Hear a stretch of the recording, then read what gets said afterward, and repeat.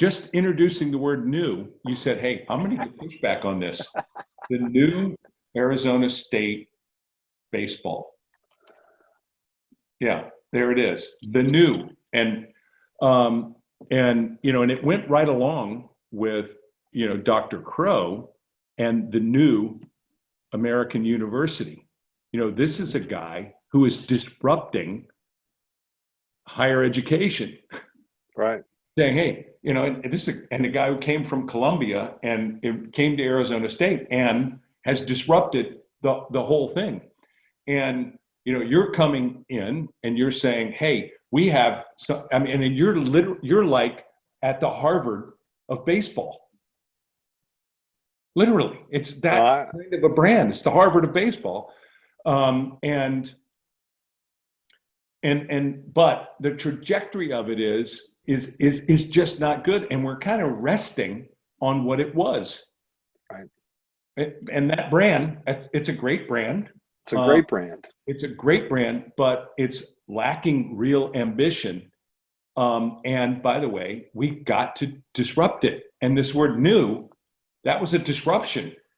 I'm laughing because I remember, I was like, man, Sandy, I don't know if I could put that word in there, man. It's gonna, but I loved it because we did piggyback it off of what Dr. Crow was doing. And ultimately, like in my mind, I'm like, you know what, if that leader, that CEO of Arizona State wanted to punch it in the mouth, let's challenge ourselves and let's call it something different.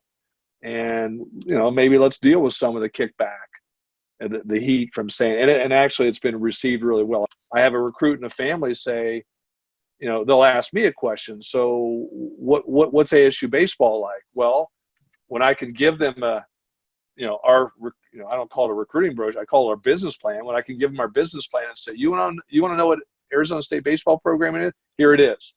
It's these things. It's, it's the new American University tied into the new Arizona State baseball program. Here's our ecosystem. And the fact that you took that after you wrote it down and went and sat with each of the members of that ecosystem and walked them through it and said, this is what I'm going to do. And oh, by the way, this is what I need from you. Now it's like, wow, you raised the expectations of everyone.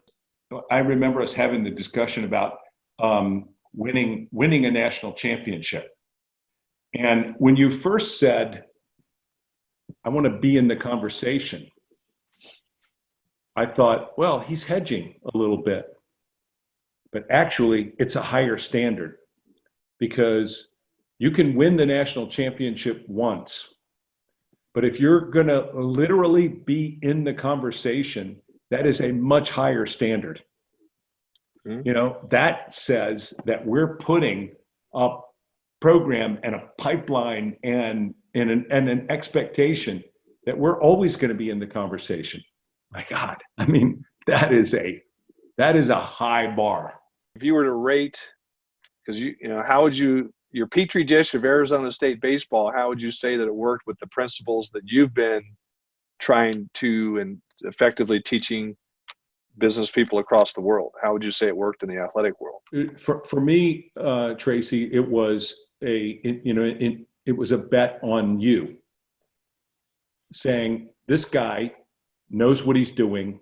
He has all the values and the drive to get there, and he knows what he's doing. And not only that, he has the courage to kind of clear out in order to make way for what he needs to do. And in the face of constituents who are impatient, say, wait a second, I know what I'm doing, and I'm going to kind of work my way through it. So in the first instance, this guy's a winner.